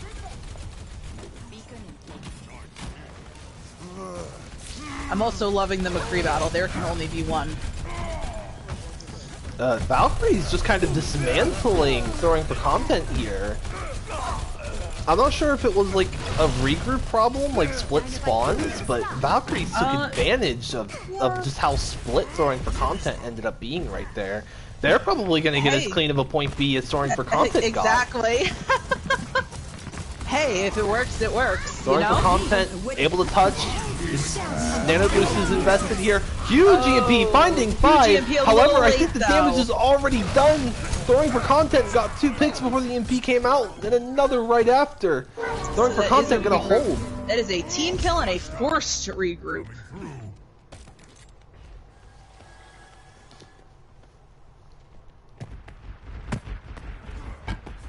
EMP Antipo will want back. However, it is Sombra, so they'll probably have an EMP in the next minute. Cthulhu gets flashbang, has to use their Meteor Strike just to get out. Might actually look for a kill with it. No, sounds like, yep, they're gonna go back to that was just a return. Lee Ratty investing the Valkyrie here, but falls to Ravioli Stain! Over in the room on the right, we see Pookie having a duel with Cthulhu. Cthulhu able to win that duel, but Beagle gets a pick, and now a res comes through. The trades are even. Antipo in trouble. Can they get out? The pocket coming in from Oak. Can Oak hide from the bomb? They make it into the bubble just in time. But against no one. Prophetic 1 though on the Winston, finding 3 picks here. Wipes out half of Valkyries. It's just a tank line for Valkyries left here. The Diva and the Winston. Hunter falls. It is just the Diva now. And they're gonna stagger the baby.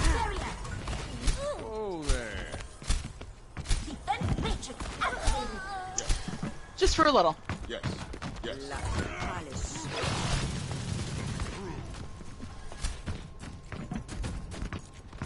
Time to raise my APM. Link has built up another Deadeye. They also have another Nano here. Both teams are actually running Deadeyes. Let's see if we wind up with the same issue we had with the Divas. Listen, if it comes in twice in one match... There comes Link going for the Deadeye. It looks like most of the team is hidden. All of the team hid. Nano on the Winston though. Pookie finds to get the other McCree. There can only be one. Beagle popping off right now. Out on their back line. Prophetic has the Discord Orb on them. They pop Primal Rage to get the health back, but can they get enough work done with it? They find 2. Antipo and Ravioli Stain both out of the fight. Prophetic still alive. EMP comes out, hitting 2.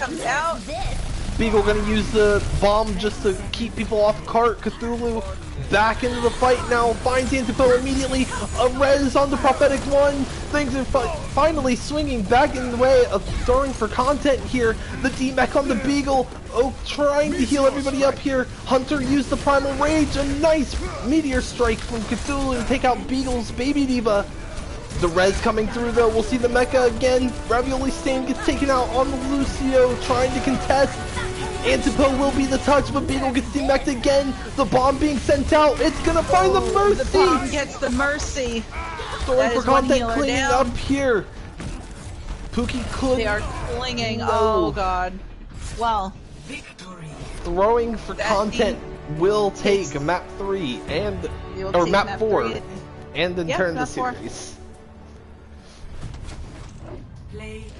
You know what though? That was a wild ride through and through. It was. See the spicy play of the game? The return shatter that was the wild Beagle, ride and none of us know how to count.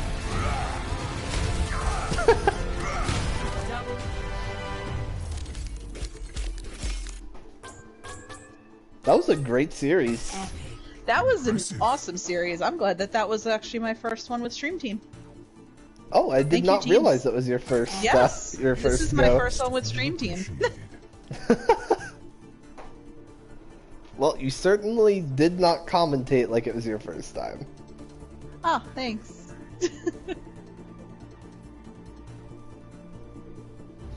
So, throwing for content does take today's series 3, 2, 1. Mm-hmm. We do have to choose MVPs now, huh? Yep, the fun conversation. MVPs. Oh. Remember how I said on map 1 I was writing notes between the map? Yes. Yeah, I wrote notes. So pertaining to MVPs. Mm-hmm. You wanna share those notes? Do I want to share them? Maybe I want to share those notes. Maybe I don't want to share those notes. But throwing for content does get 2 MVPs, and Valkyries does get 1. Correct? No, we can give 3 to either 1 or 2. There is no restriction on the MVPs this season. Oh. We do need to wait on the nominations from the teams. Sounds good to me.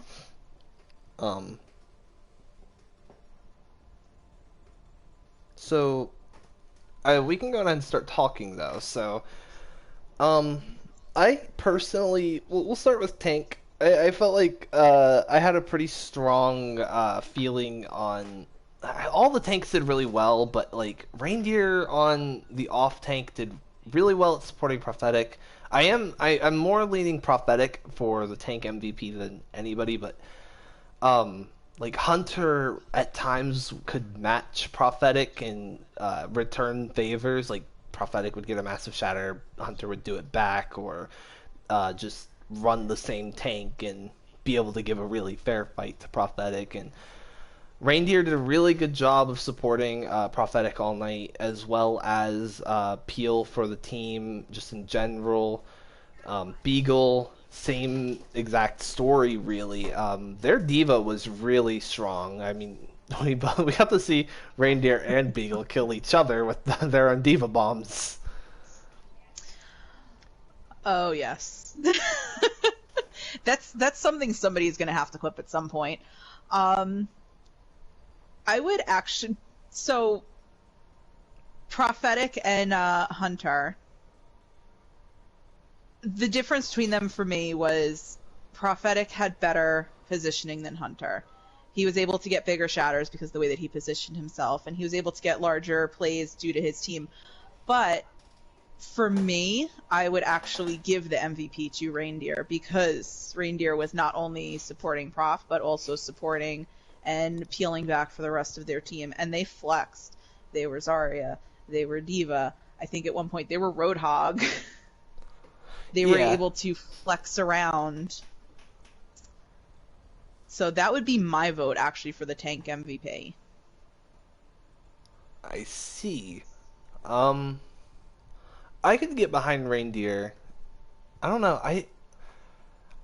I'm I mean, very if you want to give it to, Prof. I was about to say, if you want to give it to Prof, I also don't have any issues with that. That's just my personal opinion on it, is I feel like he had to support in 2 areas rather than 1, but Prof also did a really bang up job in If his Prof had role. only played like Reinhardt, I'd say yeah, I'll cave on Reindeer, but because Prophetic was also super dominant when they played like Winston on Gibraltar, and I believe some Wrecking Ball as well. Yes, they played Wrecking Ball. Prof played Wrecking Ball. He played Winston, Reinhardt. There was quite a few actually. It wasn't just like only Ryan. So I think I'm pretty sold on Prof personally. If you're willing to cave to that. I'm willing to cave to that. I'm willing to cave to that depending on what the teams post forth. Because I'm not actually sitting in the server right now. Valkyries voted Prof and Filthy, so literally their tank line. Okay. What about throwing for content? Did they put anything forward, or Throwing for content gave me a couple. Kenny said Hunter and Professor Oak. Okay. So I can agree with the one that Valkyries put forward for Prophetic for tank MVP.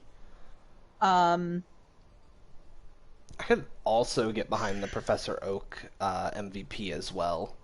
Personally, I thought their Mercy was really strong. Yeah, I actually had Professor Oak and Ravioli Stain both written down for support, and it's mostly because both of them did so well in their role, and they both flexed so much. Like Ravioli Stain on the Zenyatta for Numbani. I'm about that. And Professor Oak played awesomely, and I was really into their Mercy too. So I would definitely say yes for Professor Oak. Okay, so that takes care of our tanks and our supports. Now DPS, which is really hard. So I have 2 DPS, and it's 1 from each team. And they played so well that it made this very difficult, but Ill Weakness on Throwing for Content had so many plays on multiple characters. They played Pharah, they played Ashe, they played McCree, I think at one point they were playing Genji, and then obviously on Valkyries, you know exactly who I'm going to say for Valkyries. Pookie, right? There's no question on that. The crazy Genji ults, the crazy Deadeyes. You can't get much better than that. And it's DPS, and you play flashy, and you play for big plays, and Pookie did that. But on the same thing, Ill Weakness did the same thing for Throwing for Content. I agree. I'm personally leaning Pookie. Just because of individual performance, I felt like Pookie had a lot of plays tonight where Pookie just put Valkyries on their back and said, "We are winning this team fight because I said so."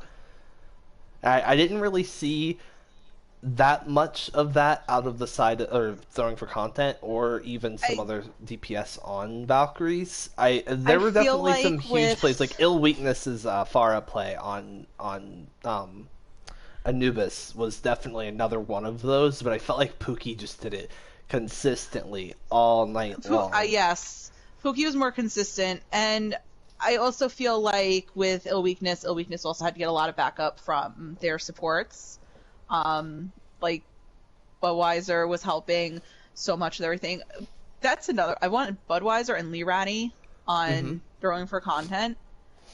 They were both amazing supports. Like, they were. Those are the people that you want playing on your team if you're going to go climb and you're going to go play competitive or you're going to go into a scrim. Those are the type of people that you want sitting and playing with you, because they did amazing on their roles. Like, can we just give supports MVPs, like just all the supports? I don't think it works like that, but right. All right, so DPS conclusion.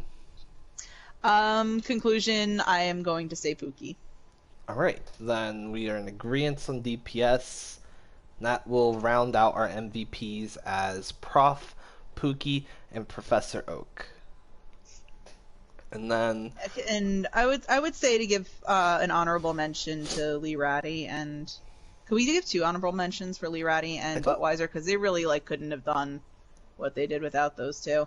I don't know. I'll check after and see if we can. But yeah, they I know definitely we can give did at least really 1. good. I don't know if we can give 2. But for now, I'm going to invite Ravioli Stain to our group and do an interview with them. All right. Oh, they're in a group. Hang on. They're in a Ravioli, get in here.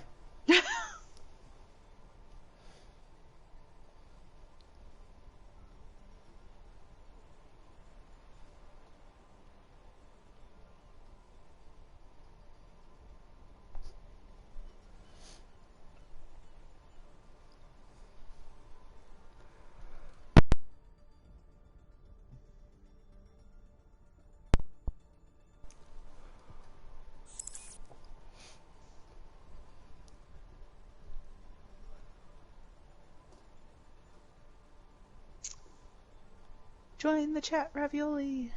Yeah. Hello. Hello. Well, hello. Welcome to Hi. the Stream Team booth. This is so exciting. I've never been here before. It's so cozy.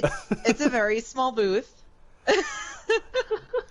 So, I had a couple of questions, which were, like, immediately. So, Oasis. We'll go back to the first map of the night. Okay.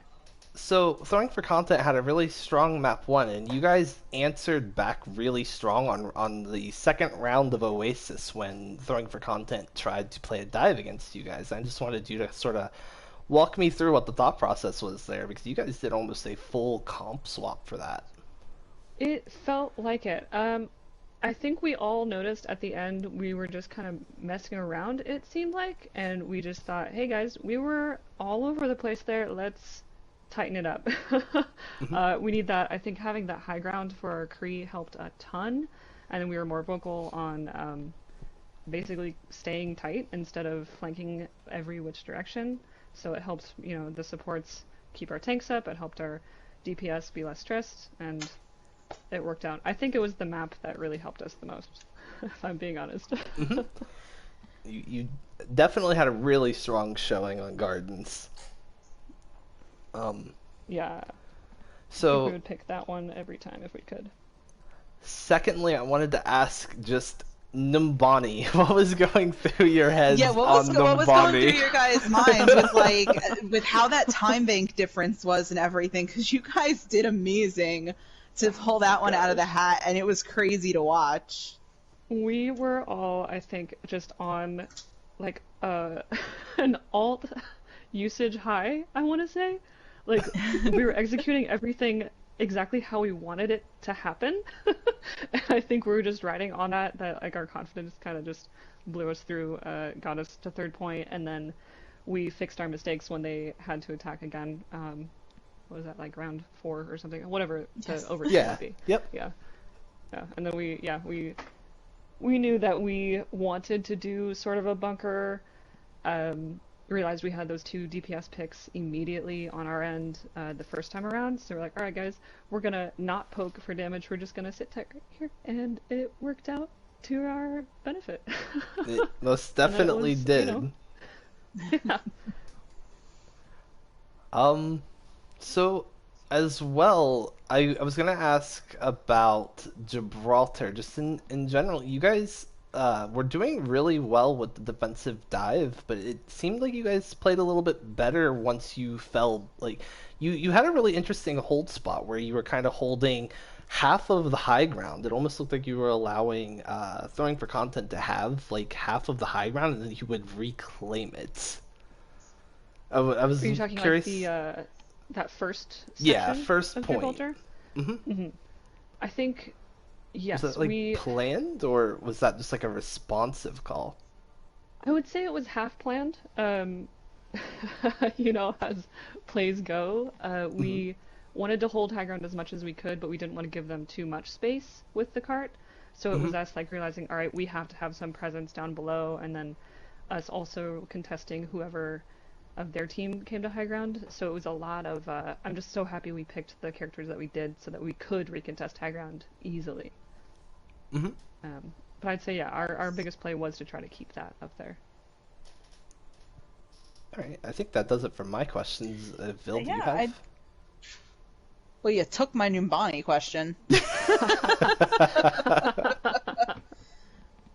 I mean, I didn't really have any additional questions from what he had asked. I really just kind of was curious about the whole Numbani thing, on what you guys were thinking when it was just they had such a huge time bank, and then it was like, okay, well, we have a minute. What can we do in a minute?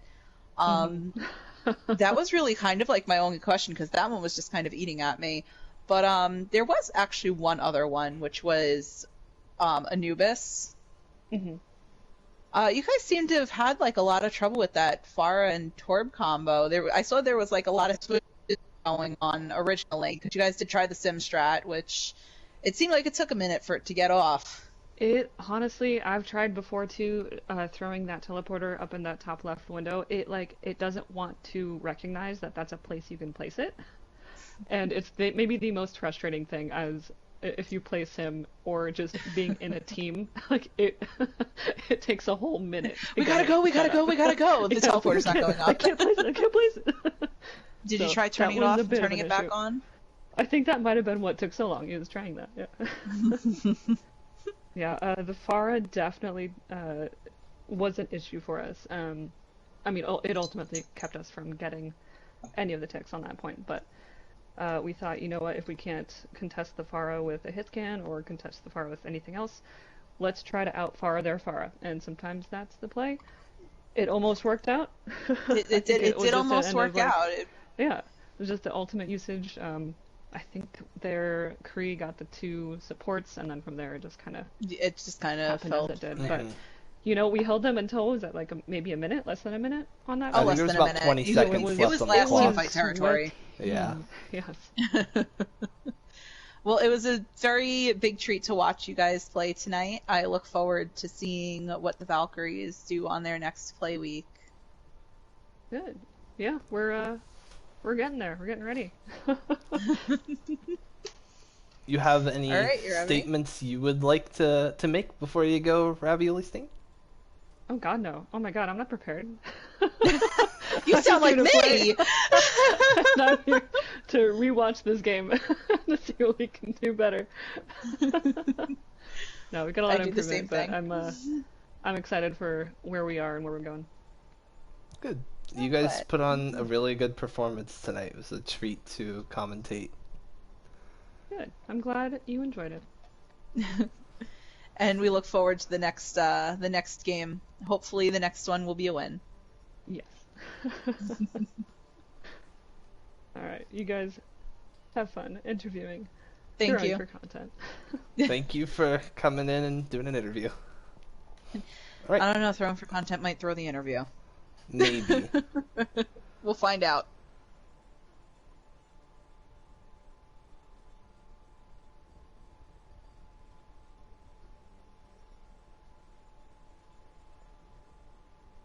Alright, we have summoned Kenny.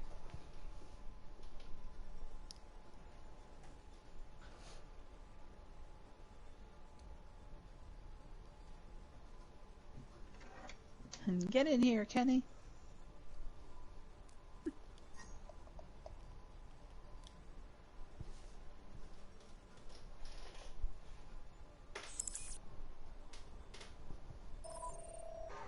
Hello. Hello, how are you? Good, how are you? I'm doing good. We're doing good. That was a wild match. Congratulations on the win. Thank you, thank you. Bill, I'll let you lead this one. I don't want to steal any of your questions again. Oh, you're not going to steal any of my questions? All right. I actually didn't think of any questions at the moment. See, I'm about as prepared as Ravioli was. So for Oasis, That second map on Oasis, you guys seem to be having a little bit of trouble with the original picks, but you guys seem to have like pulled it right back as soon as you got to the next map. Did you guys just re-examine what they were running and just start to run the counters to that, or did you guys just say, you know, let's get super aggressive? They ran like a hard counter dive, and I do think they probably just took too long to switch. Like, my team took too long to switch because we did cap first, but then they had the perfect swaps, and I do think they probably just took too long to switch off the comp, because by the time they switched to a different comp, it was like 75-80%, and I think that was the main issue there. After the first fight, they probably should have just switched, but they didn't.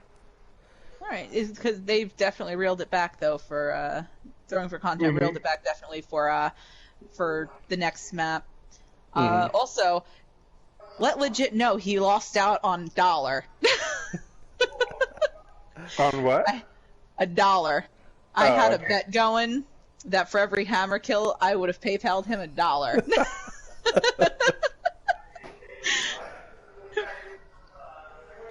He knows if he does it and he doesn't like get the kill and he like feeds, then I'll probably yell at him a little bit.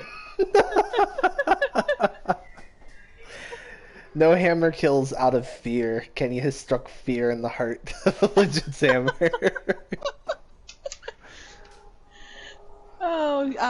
What questions did you have, Uravity? I also wanted to ask, I know you were in for Numbani, but I did want to know what you were thinking of Numbani personally and like how your team handled it. Obviously Valkyries ended up with the win there, but Throwing for Content had a really strong showing of their own on Numbani. So I was curious about your take of it. I think after our first attack, so first round, I think it was pretty piss poor the rest of the way. Well, even though they almost full held on defense, like I don't think we won another fight after that. We got one fight on Numbani. I do think hybrid is like one of our worst map types, and it's like both, like because we have two different teams, so like CJL and Oasis, and I do think hybrids are just like our kryptonite, and yeah, Numbani is one of them. We played great on attack, but then on defense, started good, ended pretty bad, and then our second defense was just god awful. And our attack just wasn't good either. I do think it was like certain hero picks, like one or two hero picks can like make or break a comp, and I think that was the issue there. Mm-hmm. Like Prof playing Sig instead of Orisa. That like Prof is the main tank, and Filthy was the off tank. So when Prof plays Sig, it kind of like limits what Filthy switches to. So like little small things like that really really hurts, because say we wanted to go Rhine or Monkey or Ball, Filthy doesn't play those heroes. Those are Prof's heroes, and then we can't do that unless we have a complete overhaul of the tank line. And so little small things like that just really throw us off. So. Gotcha. So then going into Anubis, obviously, like, I would assume Throwing for Content was probably a little frustrated after having spent so long on Numbani. So was that a sort of like collect yourselves and go into Anubis and stick with the plan that you guys had formed for Anubis, or was that a sort of we've seen a lot of Valkyrie's hand now, let's just full on counterplay it? I do believe it was part of the they saw Valkyrie's hand and saw what they like to run, and so they kind of picked around that. Like I think Tor Farah really does give Genji issues, and going into the game, Nupuki was on a lot of Genji, and so they planned around that. And I think I thought Akino, a weakness, played great on the Farah, and they don't have like a dominant hit scan player, and I do think in this day and age in Overwatch you need a dominant hit scan player, and I don't think they had one, and so I do think that's why the Farah got like so much value on Anubis, and yeah. All right. That probably does it for my questions. Vil, do you have anything else? No, I don't really have any additional questions. Okay. Kenny, was there anything you would like to say? No, not really. Thanks for casting. It was a fun match. It was a fun match. Nothing much for me. Okay. Well, we'll let you get back to your team and celebrate the victory. Congratulations tonight. There's not much celebrating. It's probably going to be more arguing, but. Okay, well, your celebration arguing. Thank you. Have a nice night, guys. Have You a too. good night. All right. Well, All right. Vil, That's do the you end have of tonight's series. any closing statements for stream? That was the end of tonight's series, and thanks everybody for joining us for this crazy match. It was a blast to cast this for my first bit with Stream Team, and I hope to be casting more games. I'm gonna die right now. to have you on board with Stream Team now. You did great tonight. Oh, thanks. I would like to go on ahead and plug the fact that there are going to be 2 games tomorrow as well, if anybody is interested, for Tier 2 as well. Taterbots will be facing off against Rogue Knights tomorrow at 7 p.m. CST, 8 p.m. EST. And I do believe, unless it got moved, no, it has not. So Cosmic Dawn and Iconic Noobs will be facing off tomorrow at 9 p.m. CST or 10 p.m. EST. I think there's also another game. Oh, there is another. There are 3 There's games. 3. Spellbound Tengus and my Bushido awkward casting Banzai. is in another one. Yep. Spellbound Tengus and Bushido Banzai will also be playing tomorrow at the same time as the first game I mentioned, 7 p.m. CST, 8 p.m. EST. So be sure to catch more Overwatch Oasis action on both stream channels tomorrow. We'll have plenty of Tier 2 action to be watched. As good night, all. for tonight, though, that is all from me. I have been your caster, Ravity, joined by Vil. Have a lovely night.